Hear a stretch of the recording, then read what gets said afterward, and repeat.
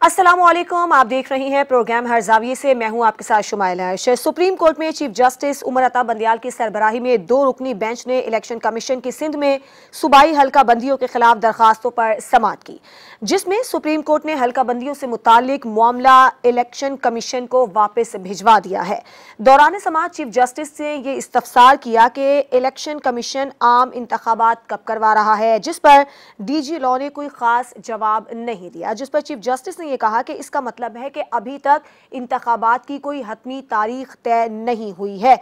साथ ही साथ supreme court की जानिब से यह भी हुक्म दिया गया है कि इलेक्शन कमीशन इंतखाबात से कबल तमाम मामलात को हल करे, और इलेक्शन कमीशन सुप्रीम कोर्ट में जवाब देने से एक तरह से हमें गुरेजा नजर आया है। ऐसा क्यों हुआ है और हकाइक क्या हैं, और क्या इंतखाबात की नीयत नहीं है या ये मामला कहाँ जा रहा है, इस पर हम अपने प्रोग्राम में बात करेंगे। इसके अलावा मुल्क में निगरां हुकूमत आ चुकी है।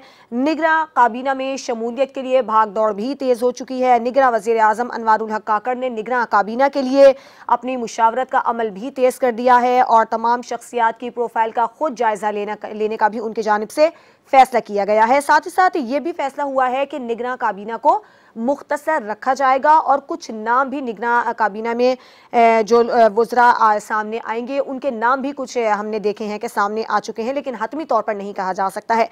अब सवाल ये है कि निगरां काबीना और निगरां हुकूमत आवाम के हक में कैसी साबित होगी? क्या आवाम को रिलीफ मिल पाएगा? आवाम जो इस कदर मुश्किलात में घिरे हुए हैं, बहुत सारे मसाइल हैं जो कि आवाम के लिए खड़े हैं, क्या निगरां काबीना आवाम को रिलीफ देने में कामयाब हो पाएगी? इस पर हम बात करेंगे। इसके अलावा आज की एक बड़ी खबर यह भी है कि शरीफ फैमिली की जानिब से इस बात की तस्दीक की गई है कि नवाज शरीफ सितंबर के वस्त में पाकिस्तान वापस आ जाएंगे। 4 बरस कबल नवाज शरीफ इलाज की गर्ज से लंदन गए थे, और अब उनकी वापसी के इंतजामात को हतमी शक्ल दे दी गई है। साथ ही साथ साबिक वज़ीर आज़म शहबाज शरीफ और कुछ दीगर मुस्लिम लीग नून के रहनुमा हैं जो कि लंदन जाएंगे, और वहाँ पर जाकर मामलात को हतमी शक्ल दी जाएगी। इसके अलावा शहबाज शरीफ ये पहले ही वाजे कर चुके हैं कि 5 बरस की जो नाअहली की मुद्दत थी नवाज शरीफ की, वो अब पूरी हो चुकी है, लिहाजा उनकी वापसी में कोई रुकावट नहीं है। पिछले हफ्ते हमने ये भी देखा था कि सुप्रीम कोर्ट में review of judgments and order फैसला सामने आया था, जिस पर यह कहा गया है कि नवाज शरीफ की नाअहली पर या उनकी वतन वापसी पर जो है वो इसका कोई असर नहीं पड़ेगा। इस मामले पर भी आज अपने प्रोग्राम में हम बात करेंगे। इसके अलावा एक और अहम खबर हमारे सामने आज ये भी आई है कि जज से रिटायर्ड मकबूल बाकर सिंध के निगरां वज़ीर आला मुकर्रर हो गए हैं। मुशावरत हुई थी और कहा गया था कि आज ये नाम सामने आएगा, तो फाइनली ये नाम भी सामने आ चुका है। अपने मेहमानों से मैं आपका तारुफ करवा देती हूँ। काशिफ रफ़ीक ब्यूरो चीफ इस्लामाबाद हमारे साथ मौजूद हैं, मुनव्वर भट्ट ब्यूरो चीफ लाहौर, और इम्तियाज़ खान फरहान साहब ब्यूरो चीफ कराची हमारे साथ मौजूद हैं। सबसे पहले मुनव्वर बताइएगा आप कि आम इंतखाबात कब होंगे? जब चीफ जस्टिस की जानिब से ये पूछा गया तो कोई ख़ास जवाब नहीं दिया गया इलेक्शन कमीशन की जानिब से, कुछ खास बताया नहीं गया कि कब होंगे, कंधे उचका दिए गए डीजी लॉ की जानिब से। क्या मामला है ये इंतहाई अफसोसनाक मामला है कि जब सुप्रीम कोर्ट ऑफ पाकिस्तान के सामने हुकूमत का एक नुमाइंदा जो कंधे उचका के दिखा दे, तो इसका मतलब ये है कि अब जो करना है वो सुप्रीम कोर्ट ने ही करना है। हुकूमत तो इलेक्शन कराने के मूड में नजर नहीं आ रही फौरी तौर पे, और ये बड़ी अफसोसनाक बात है कि जो लोग सिर्फ इलेक्शन करवाने के लिए नामजद किए गए थे वो इलेक्शन करवाने से वो भाग रहे हैं। तो ये अवाम के साथ, इस मुल्क के साथ इंतहाई सख्त ज्यादती वाली बात ही है। तो अब सुप्रीम कोर्ट को मेरा ख्याल है कि चाहिए कि वो इलेक्शन कमीशन को ही तलब कर ले कि वो अपनी आईनी जिम्मेदारियां कब पूरी करने जा रहा है और किस तरह होगा, और शफाफ इलेक्शन जो है वो करवाना उसकी जिम्मेदारी है। तो इसके हवाले से सुप्रीम कोर्ट को वो उनसे ज़रा वजाहत तलब कर ले तो ये मुनासिब होगा। लेकिन जिस तरह के पहले टाइम ज़ाया किया गया उस तरह का अगर मामला रहा तो फिर इस मुल्क के साथ बहुत अनफॉर्चुनेट होने जा रहा है। ठीक है काशिफ, आपका इस पर क्या मौकिफ है? क्यों इलेक्शन कमीशन सुप्रीम कोर्ट में जवाब देने से गुरेजा रहा? बिस्मिल्लाहिर्रहमानिर्रहीम। शुमाइला, इलेक्शन कमीशन क्या कहे? इलेक्शन कमीशन क्या कर सकता है? इलेक्शन कमीशन कैसे तारीख दे सकता है? ये अब नया खेल शुरू होने वाला है, और ये नया खेल ये शुरू होगा कि ये जितने जमहूरी पहलवान थे, आइन और कानून के अलमबरदार थे, अब ये राय आमा हमवार करेंगे कि देखें जी हमें तो कोई प्रॉब्लम नहीं है, हम आइन और जमहूरियत के तसलसल के साथ हैं, हमने आइन और जमहूरियत के लिए कुर्बानियाँ दी, हमने अपनी सियासत रियासत पे कुर्बान कर दी और हमने मईशत को सही डगर पे डाल दिया। इलेक्शन करवाना इलेक्शन कमीशन की जिम्मेदारी है, वो करवाए। भाई आपने इलेक्शन कमीशन के ऊपर जिम्मेदारी डाली बगैर पैसे दिए। हाँ। आपने हल्का बंदियों का 100 वो नए सेंसिस की ऑफर दे दी, पब्लिश कर दिए और 120 दिन नई हल्का बंदियों के लिए मुख्तस हो गए और जिम्मेदार इलेक्शन कमीशन।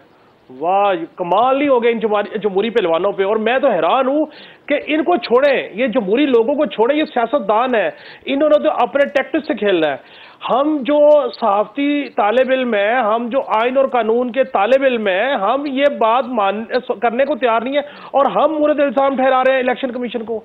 मैं आपको एक बात बताऊं, ये सिर्फ इलेक्शन कमीशन को मुर्द इल्जाम ही ठहराएंगे, सिर्फ 20, 25, 30 दिन गुजरने दें, उसके बाद फिर एक अंदर से एक आइन का वफादारी, आइन की अलमबरदारी जागेगी और उसके बाद जनाब हम बैठ के कहेंगे यार इलेक्शन कमीशन के पीछे कुछ नादीदा कुव्वतें हैं जो इलेक्शन नहीं करवाने देना चाहती। हाँ, मैं सिर्फ दो सवाल करता हूं इन जमहूरी पहलवानों से।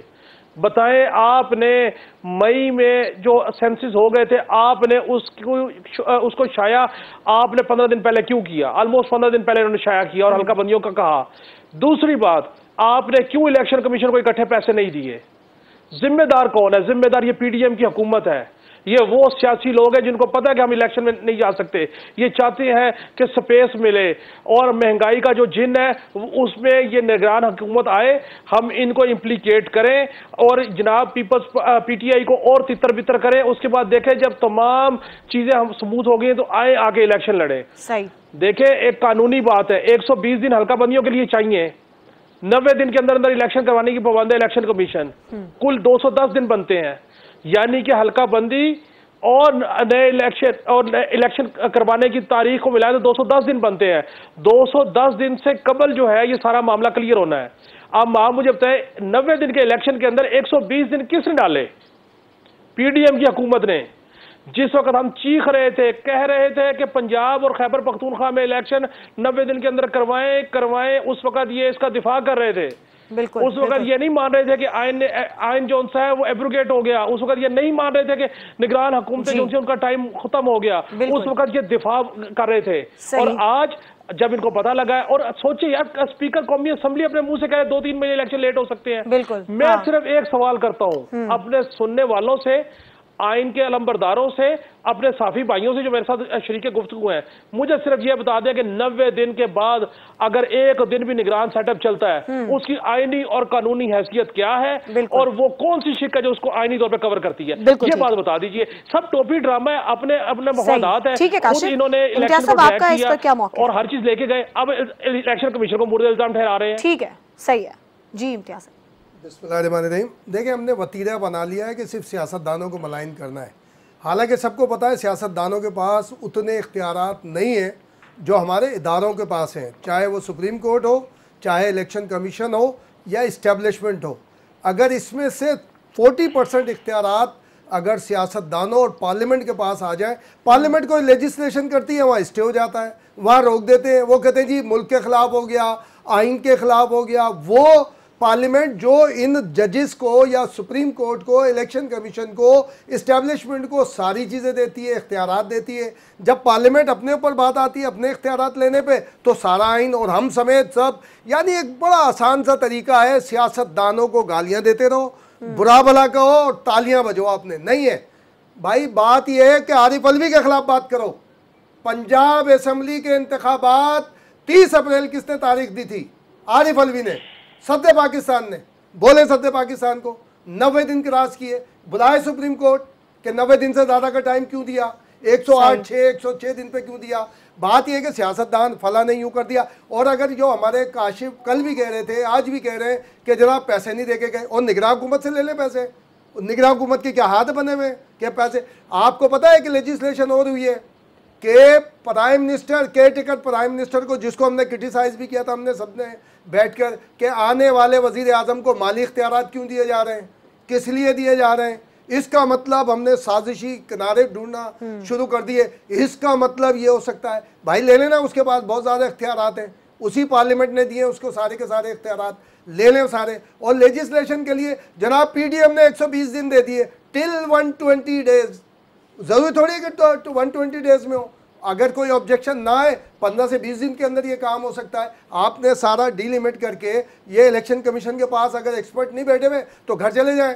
इलेक्शन कमीशन का काम ही डीलिमिट करना है, वो अपना डीलिमिट करवाए, टाइम दे दें कि जनाब एक इशारा शाया कर दें कि जनाब आली ये किसी को ऑब्जेक्शन है तो उसके ऊपर आ जाए, ऑब्जेक्शन नहीं आया तो सारे डीलिमिट हो जाएंगे। और जरूरी नहीं है कि अगर पंजाब में, बलोचिस्तान में अगर कोई डिमांड नहीं हो रही, कहीं से डिमांड आ रही है डीलिमिट की? नहीं आ रही, सिर्फ सिंध से बात हो रही है, वो भी सिंध में कराची के ऊपर बात हो रही है कि कराची की सीटें बढ़ाई जाए, और कहीं नहीं है। ये तो 15-20 दिन में काम हो सकता है।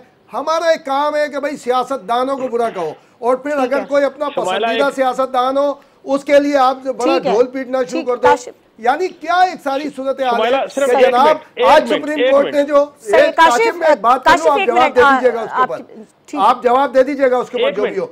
आज अगर सुप्रीम कोर्ट ने कहा हल्का बंदियों का आया, हमने लॉ कमीशन, लॉ ऑफिसर को ओ बाबा हमने उसका मजाक उड़ाना शुरू कर दिया, वो जी कंधे उसका दिए, उसने बोल दिया। भाई पहला दिन है केयर टेकर हुकूमत कायम हुए, क्या ये सवाल बनता था आप? और अच्छा, फिर आपने हल्का बंदियों के लिए, हल्का बंदियों के इख्तलाफ के ऊपर आया, एक आपके पास पिटीशन आई, आपने वापस भेज दिया इलेक्शन कमीशन।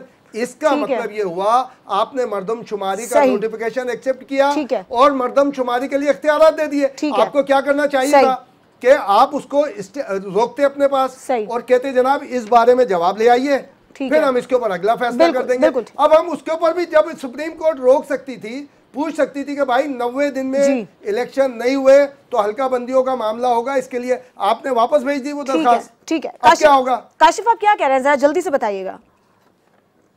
मैं चाह रहा हूँ, इन सियासतदानों ने फैसला किया ना कि मर्दमशुमारी नहीं के तहत हल्का बंदियां होंगी और इलेक्शन होगा, किसी कोर्ट ने नहीं किया। इन सियासतदानों को नहीं पता था कि इलेक्शन डिले होगा। नंबर 2, सदर, वज़ीर आज़म या वुज़रा जो भी हो, वो तमाम के तमाम जो है वो सियासतदान है। मेरा मुद्दा सियासतदान है।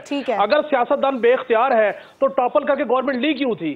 क्यों कानून साजी के ऊपर हाथ उठा के कानून साजी की? मैंने तो नहीं की, इन सियासतदानों ने की। और आखिर में एक बात, जो बात कर रहे हैं ना इम्तियाज भाई, इसहाक डार साहब ने खुद कहा कि निगरान सेटअप को एम्पावर करने के लिए मैंने कानून साजी कराई कि इनको माली इख्तियार दिए ताकि आप IMF के साथ जो पॉलिसियां कंटिन्यू हो सके। क्या बात करें, जब सियासतदान खुद चाहते हुए रास्ता निकाल रहे हैं इलेक्शन डिले करने का, तो उसमें अदलिया या इलेक्शन कमीशन क्या करेगा? ऐसे का इख्तियार देने में इलेक्शन डिले करने का भाई आपने 120 हल्का बंदियां इलेक्शन कमीशन ने करनी है, हल्का बंदियां करने का इख्तियार तो CCI ने दिया इलेक्शन कमीशन को। सर कैसे कर सकता 15 दिन में? कैसे कर सकता है मुझे बताएं। यहाँ पे और सर इस्लामाबाद की यूसीओ की हल्का बंदियां नहीं हुई 15 दिन में। आप क्या बात कर रहे हैं काशिफ साहब? फिर इस सुप्रीम कोर्ट ने इस्लामाबाद की डिलिमिटेशन एक्सेप्ट कर ली थी, कराची की नहीं की थी सुप्रीम कोर्ट ने। कराची का कहा इलेक्शन करवाओ, इस्लामाबाद का कहा क्या? ठीक है, घर चले जाए। ठीक है, एक ब्रेक लेते हैं और ब्रेक के बाद जब हम वापस आएंगे तो निगरां काबीना में शमूलियत के लिए भागदौड़ तेज हो चुकी है और कुछ अहम नाम भी सामने आए हैं, लेकिन अवाम को क्या मिलेगा इस पर बात करेंगे ब्रेक के बाद।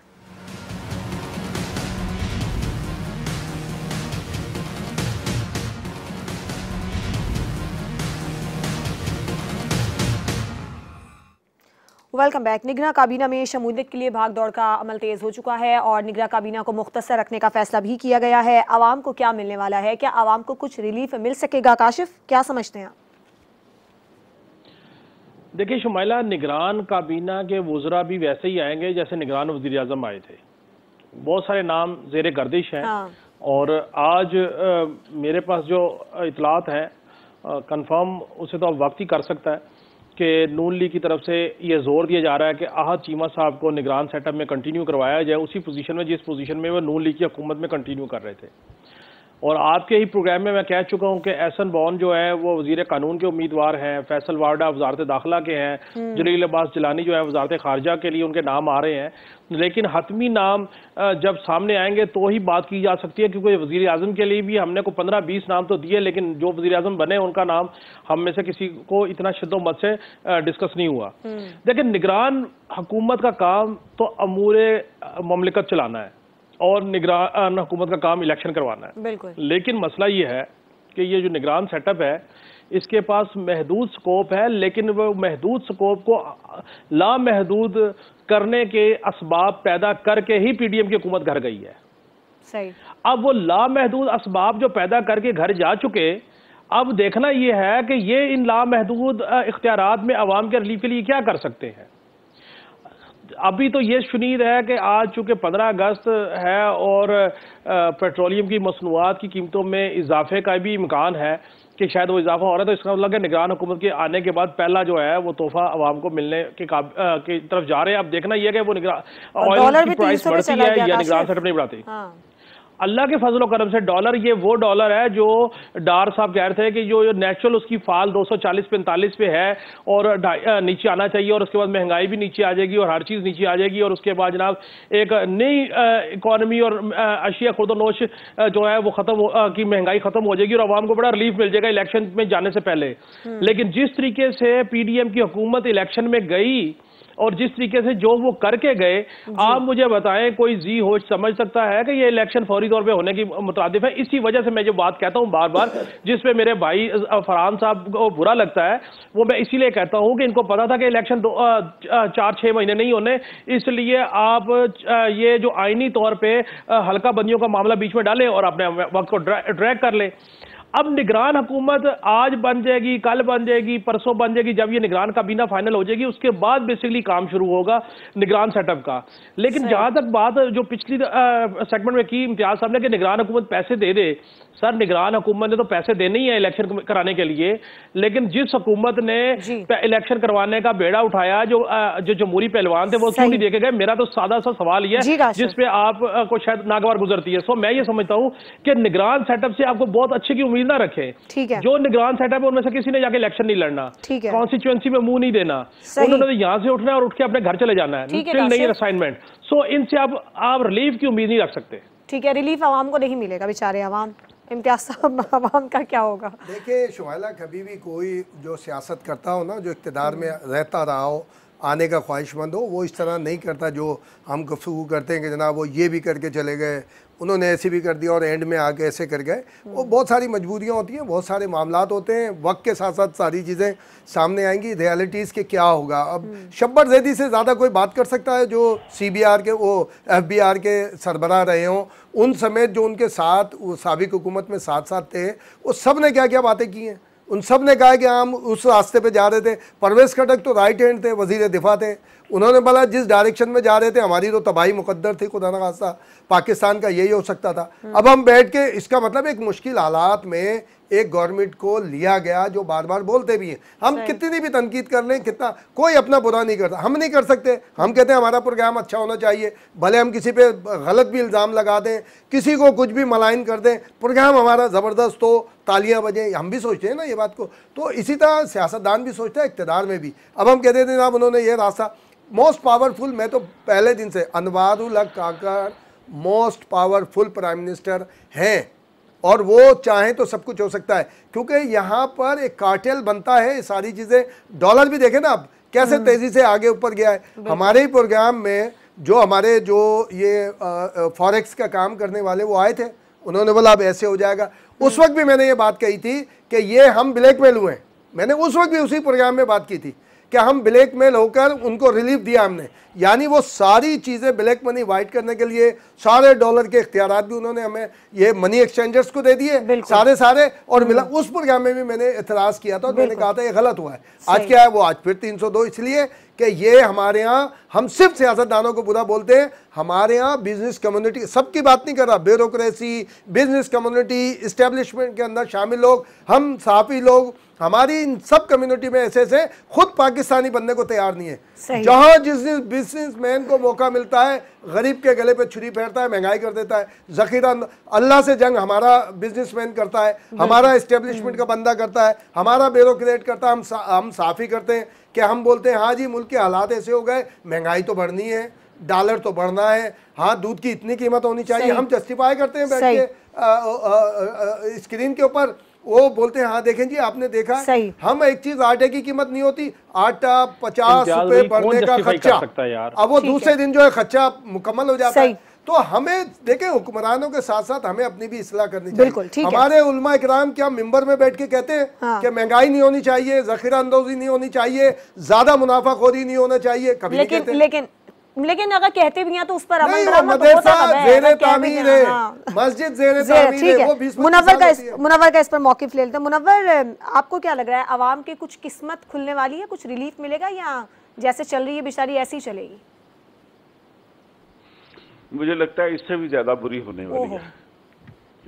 अब जो मुंतखब हुकूमत होती है उसे थोड़ा बहुत फिर भी इस बात का लिहाज होता है कि मैंने कल को जाके अवाम से वोट लेना, तो अवाम को फेस करना, तो वो थोड़ा बहुत ख्याल रखते हैं। लेकिन जो इलेक्टेड हुकूमत नहीं होती, सिलेक्टेड हुकूमत होती है, तो उसके दौर में जितना मर्जी कोई जुल्म कर दे उन्हें परवाह नहीं होती। उन्हें अपने सिर्फ सिलेक्टर्स को खुश रखना होता है ताकि उनकी वो नौकरी चलती रहे।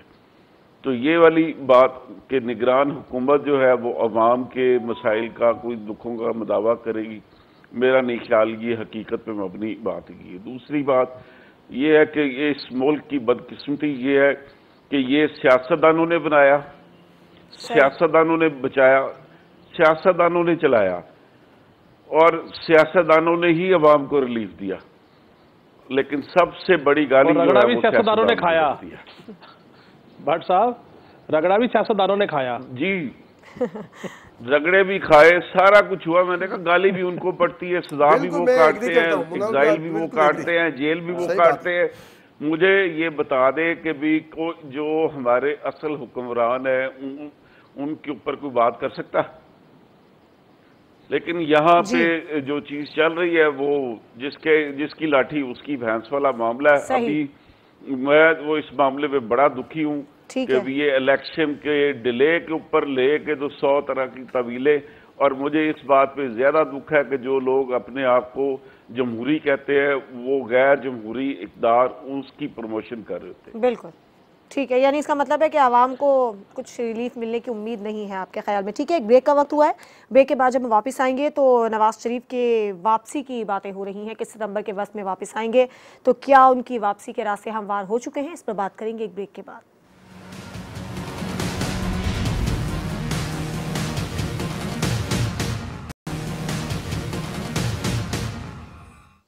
Welcome back. अब खबरें ये आ रही हैं कि मुस्लिम लीग नून के कायद नवाज शरीफ सितंबर के वस्त में वापस आ जाएंगे और इस हवाले से तैयारियां भी मुकम्मल हो गई हैं। लेकिन हमने देखा था कि सुप्रीम कोर्ट के review of judgments and order फैसले से नवाज शरीफ के मुकदमात पर कोई असर नहीं पड़ेगा।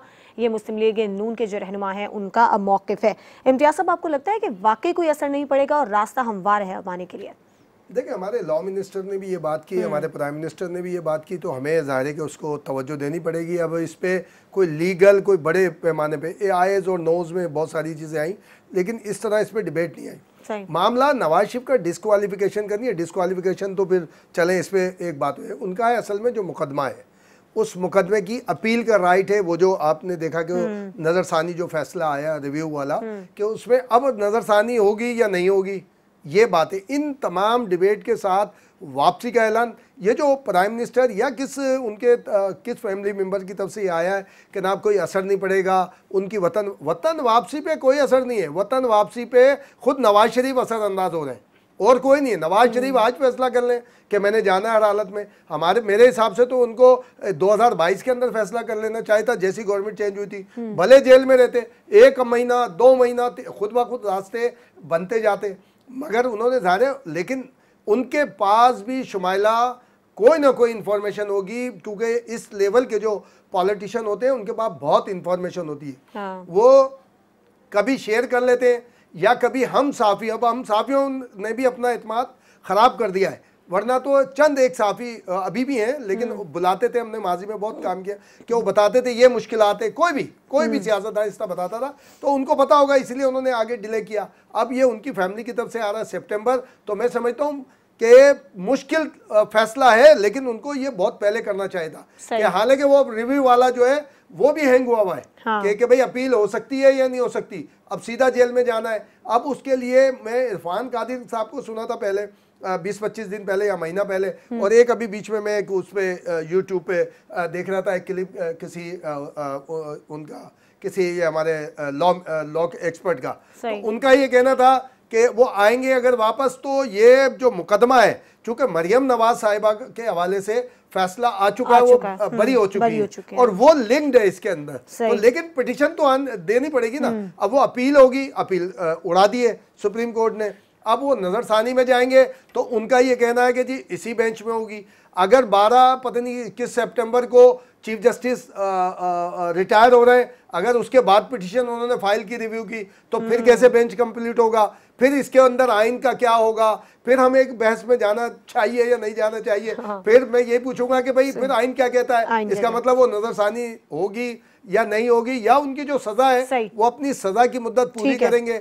और एक और है कि आर्टिकल 45 के तहत, ये भी एक बीच में चल रहा था यूट्यूब पे, हमारे काफी सारे चल रहे थे कि जी इमरान की सजा आरिफ अलवी साहब माफ कर सकते हैं, बिल्कुल है उनके पास आर्टिकल 45 के पास साथ, जैसे आसिफ जरदारी ने, मैं बार बार कहता हूँ, रहमान मलिक, रियाज लालची वगैरह को, तो इस तरह हो सकता है कि बिकमिंग जो भी प्रेसिडेंट हो उससे नवाज शरीफ साहब की सजा माफ हो जाए। इस पे मुनव्वर साहब का भी मौक़िफ़ ले रहे हैं। मुनव्वर साहब, आपको आप बताइएगा कि नवाज शरीफ की वापसी के बाद आपको कैसे हालात नजर आ रहे हैं, किस किस्म की सूरत हाल का उनको सामना करना पड़ सकता है?